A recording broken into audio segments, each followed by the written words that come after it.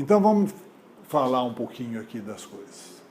De todos os institutos sociais existentes na Terra, a família é o mais importante do ponto de vista dos alicerces morais que regem a vida. Todas as religiões, todas elas falam da família.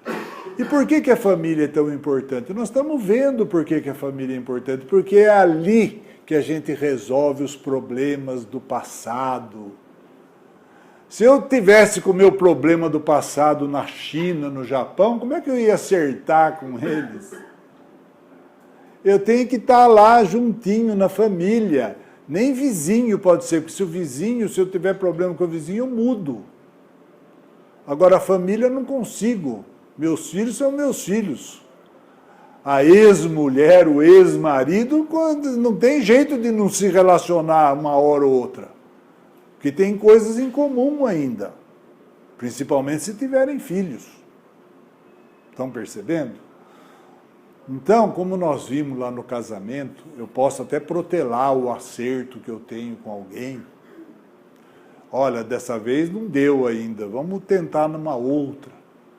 Mas então a família é importante, porque se não tivesse família, pode ser que vai chegar um dia que não vai precisar mais ter família, eu não tenho problema com ninguém mais para resolver. Então, mas aí nós vamos ter, diferente, nós vamos ter família por afinidade. Vem todo mundo que se dá bem, que não tem problema para resolver, mas é afim um do outro. Olha que maravilha. Que deve ser a família de vocês. Só por afinidade, não tem problema nenhum. Então a família é importante, é pela conjugação sexual entre o homem e a mulher que a humanidade se perpetua no planeta. Então nós vamos ver, quando a gente falar da sexualidade, se fosse uma coisa ruim, não tinha mais reencarnação. Se fosse que nem levar uma injeção na testa, quem que ia querer? Se fosse ruim. Então tem que ser uma coisa interessante, boa. A energia sexual é importante, a relação sexual não tem nada de pecado, de pecaminosa, depende de como você faz. Depende do que você faz com ela, isso sim. Então, é através da relação sexual que a humanidade se perpetua no planeta. Em virtude disso, entre pais e filhos, residem os mecanismos da sobrevivência humana, quanto à forma física, quanto ao corpo físico, na face do orbe. É assim que a gente vem voltando. Nós estamos vendo um livro, quem vem aqui na segunda-feira, nós estamos vendo, agora vai voltar um para o plano espiritual, que vai ser filho da ex-mulher. E quem que vai trazer ele para a Terra como filho? O filho. Gente, a gente não entende como é que as coisas se moldam nas famílias. Dá a impressão que é uma coisa do outro mundo, que nós nunca vimos essa turma aí, você nunca viu seu marido, nunca viu seus filhos, imagine. Nós já tivemos relacionamento antes. E muitas vezes estamos trazendo problemas para resolver. E que problemas, né? Fácil entender que é justamente assim que nós, os espíritos eternos, atendendo aos impositivos do progresso, do processo evolutivo, nos revezamos na arena do mundo, ora envergando a posição de pais, ora desempenhando o papel de filhos, aprendendo gradativamente na carteira do corpo carnal as lições profundas do amor. Então, matéria escolar, não é assim que a gente fala? Tem matéria escolar. Isso aqui é matéria escolar. Isso aqui é a escola. Cada vez que a gente vem para cá, nós estamos na escola, aprendendo alguma coisa, testando alguma coisa, espiando alguma coisa. Com semelhantes notas, objetivamos destacar a expressão calamitosa do aborto criminoso, praticado exclusivamente pela fuga ao dever. Então teve um relacionamento, cada vez que a gente... Por isso que eu falo, o relacionamento sexual em si é uma maravilha, não tem problema nenhum, mas eu tenho que ter responsabilidade. E se engravidar? Entenderam? Responsabilidade. Eu não posso só seduzir aquela pessoa porque eu quero me relacionar com ela e depois dar um chute. E como ela vai ficar? Eu prometi isso, aquilo outro e tal, ela se encantou, aí eu faço o que eu quero e dispenso. E aí? Então, é o uso que a gente faz que é o problema, não é o fato em si. O fato em si não tem problema nenhum. É o uso que a gente faz dele. Habitualmente, nunca sempre, né? Porque tem os casos compulsórios e tudo mais, somos nós mesmos quem planifica a formação da família. Antes do renascimento terrestre, nós fizemos isso lá ainda, antes de voltar. Com o amparo e a supervisão de instrutores beneméritos, do mesmo modo como levantamos uma casa na terra com o apoio de arquiteto. Não é isso? Quando você vai construir, você chama arquiteto, engenheiro, eletricista, encanador, todo mundo que quer fazer uma... Você faz um planejamento. Você acha que a gente viria para cá sem planejamento nenhum? Cairia de paraquedas aqui? Chegam a nós antigos companheiros de aventuras infelizes. Programamos o reencontro prometendo-lhes socorro e oportunidade, reedificando-lhes a esperança de elevação e resgate. Muitos de nós recebemos filhos que nós matamos numa outra encarnação. Espíritos que nós matamos. E hoje você recebe como filho. Você tirou a vida e agora vai dar a vida. Criamos projetos, aventamos sugestões, articulamos providências, externamos votos respeitáveis, envolvendo-nos com eles em salutares compromissos. Lá, não, nós vamos fazer isso, eu vou fazer aquilo, vou fazer isso por você, você vai ter oportunidade que eu te tirei e tal. Que, se observados, redundarão em bênçãos substanciais para todo o grupo. Porém, se quando instalados na Terra, anestesiamos a consciência, expulsando-os de nossa companhia, a pretexto de resguardarmos o próprio conforto, não lhes podemos prever as reações negativas. Por isso que eu falei, pode ter ali o início de um processo obsessivo. Porque esse espírito, quando retornar, quando ele vai ter que recuperar tudo aquilo que ele tinha esquecido, voltar para o corpo que ele tinha antes do processo, e chegar à conclusão que não ter aquilo tudo que tinha sido combinado, que houve uma quebra de compromisso assumido, aí cada um vai reagir de uma maneira. Não é assim? Você empresta o dinheiro, presto o dinheiro para você, você fala que vai me pagar, depois na hora você fala, não, não vou te pagar. Você não sabe como eu vou reagir, não é? Eu posso reagir de várias maneiras. Então, muitos dos associados de nossos erros de outras épocas, ontem convertidos no plano espiritual em amigos potenciais, às custas das nossas promessas de compreensão e de auxílio, fazem-se hoje inimigos recalcados que se nos entranham a vida íntima com tal expressão de desencanto e azedume que nos infunde mais sofrimento e aflição que se estivessem conosco em plena experiência física na condição de filho problema. Era melhor você ter esse espírito como filho problema do que agora no plano espiritual revoltado do jeito que está.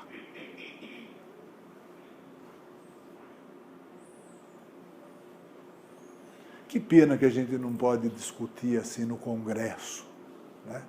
Na hora que as mulheres saem com aquelas panfletos falando que é dona do corpo e que tem direito de fazer aborto. Se tivesse consciência de todo o processo, eu não diria isso. Mas não tem. Você tem uma visão deturpada da realidade. Então dá a impressão, como é uma vida só mesmo, não tem espírito nenhum aí, então eu faço o que eu quiser. Mas tem um preço, hein? Admitimos seja suficiente breve meditação em torno do aborto delituoso para reconhecermos nele um dos grandes fornecedores das moléstias de etiologia obscura, das doenças que o médico não consegue diagnosticar e das obsessões catalogáveis na patologia da mente, ocupando vastos departamentos de hospitais e prisões. Ensina Richard Simonetti, tem um livro interessante, o Richard Simonetti é um palestrante espírita também, escreveu alguns livros, né, muito interessantes, tem um livrinho dele muito bom, Quem Tem Medo da Morte, é bom ler para perder o medo da morte. Ensina Richard Simonetti que a mulher que assassina o filho indefeso na intimidade de si mesma, sob a alegação de que é dona de seu corpo, usa um sofisma materialista.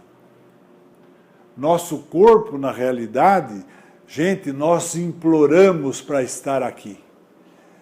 No plano espiritual, quando você toma consciência que se você não voltar para cá, você fica com a sua evolução estagnada, parada, nós imploramos para estar aqui.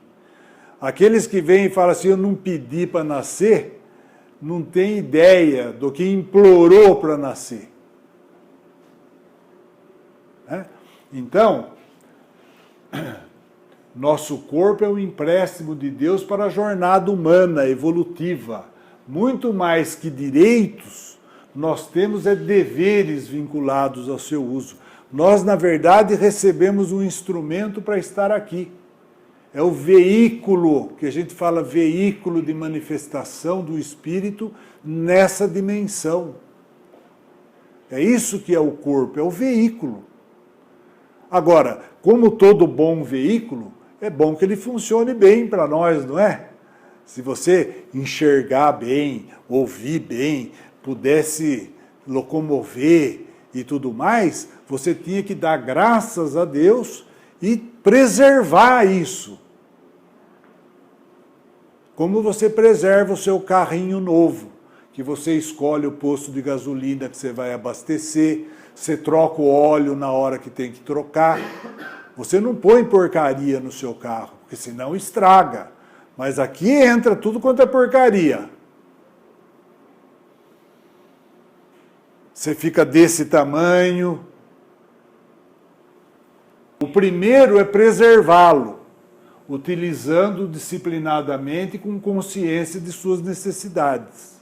O segundo é o de respeitar a vida gerada dentro dele, em obediência aos desígnios de Deus, porquanto ao Criador compete decidir sobre os destinos da criatura.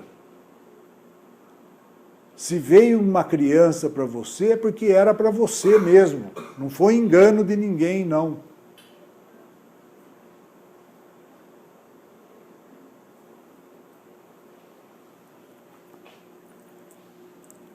A literatura espírita é pródiga de exemplos sobre as consequências funestas do aborto delituoso, que provoca na mulher graves desajustes perispirituais, a refletirem-se no corpo físico, na existência atual e futura, na forma de câncer, esterilidade, infecções renitentes, frigidez e etc, etc, etc. E obviamente que o homem também, se o homem participou dessa questão do aborto. Conheço um caso de um colega da faculdade que a mulher fez laqueadura e engravidou. refez e engravidou. Quando é para vir, vem. Entendeu? Lógico que você pode recusar, falar, não quero, tal. Tudo bem, você vai, é uma responsabilidade. Mas pelo menos você não abortou. Quando veio e você aborta, aí é pior. Quando você não quero, não vou, não tenho, tudo bem. Às vezes vem na sua porta, porque não interessa quem é o pai, quem é a mãe. O espírito precisa conviver com você, naquela família, naquele núcleo. Você não quer ter filho, às vezes põe um lá numa caixinha na sua porta.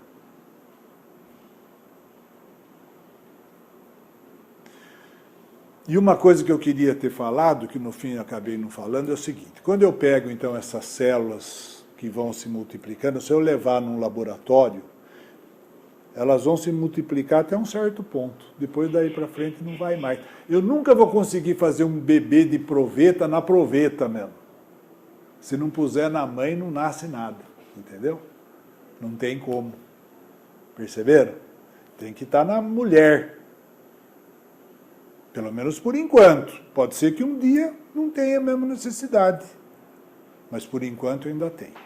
Então, se eu pegar num laboratório espermatozoide e óvulo, puser junto, pôr todas as condições para que aquelas células se multipliquem, elas vão lá, 2, 4, 8 e tal, mas não vai conseguir se diferenciar, porque não tem perispírito ali. Não tendo perispírito, não tem como evoluir. Então tem muita mulher, porque aí tem o oposto. Aquela mulher que abortou muito nas encarnações anteriores, quando ela se esclarece e tal, aí ela vem para cá louca para ter filho, e aí não consegue. Muitas vezes aborta espontaneamente. E nesses abortos espontâneos, nós temos várias possibilidades. Você pode ter ali, não tinha espírito nenhum. Não tinha espírito. Então aquelas células vão até um certo ponto, é eliminado depois, porque não tinha espírito nenhum. Entendeu? Você pode ter espíritos que precisam dar só uma passadinha por aqui. Aqueles que destruíram muito o perispírito, precisam passar várias vezes antes de conseguir nascer anencéfalo. E a pessoa que é, tipo, não a mulher, mas um médico, sei lá, Não. Sim. Todo mundo é responsável, cada um tem a sua parcela. Olha, eu volto a dizer para vocês, a palavra-chave é responsabilidade. Você é responsável pelo que você faz. Ah, mas eu não acredito em nada disso. Tudo bem, você pode ter até algum atenuante, mas vai acertar. É pior do que, imagine um que conhece e faz isso. Então, pelo amor de Deus. Quando você não conhece, você fala... Porque se você matar alguém e for falar lá no juiz, olha, eu não sabia que não podia matar. Eu falo, não sabia? Agora, se você planejou e tal... Você tem agravantes na pena, né? Então, na própria justiça humana tão falha, você já diferencia, mas que vai ter problema, que vai acertar, vai, isso não tenha dúvida.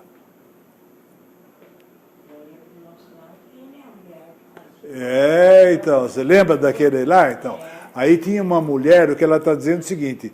Nas cercanias da cidade espiritual do nosso lar, um dia o André Luiz estava lá passeando com um mentor e viu uma mulher que queria entrar. Mas, de novo, lá, o que não deixa entrar é a questão vibratória, não é ninguém, não tem porteiro lá e tal, é uma questão vibratória. E ela não conseguia. Então ela não conseguia vir. Lógico que tem as pessoas que tomam conta lá, e ela pedia, implorava, e o André Luiz ficou meio sensibilizado com aquilo, falou, mas por que ela não pode entrar, né? Aí o que estava com ele falou, você está vendo ali na aura dela, todas aquelas manchas lá? Cada uma daquela mancha é um aborto, porque nós trazemos tudo gravado em nós, esses corpos, os corpos que formam o perispírito, Cada um deles tem o corpo causal, já falei para vocês, o emocional, tudo aquilo lá está gravadinho em nós. E um espírito mais evoluído lê aquilo como se fosse um... Você linka lá, pá, vem toda a historinha completa. Então, ele falou, olha lá, ela não entra porque cada uma daquela é um aborto que ela realizou lá. Ela fazia abortos. Então, quem faz, a mãe que se submete, a mulher que se submete, o cônjuge, ou que não seja cônjuge, o indivíduo que engravidou, se ele tiver conhecimento, é lógico, né? Se ele nem sabe, todo mundo tem responsabilidade.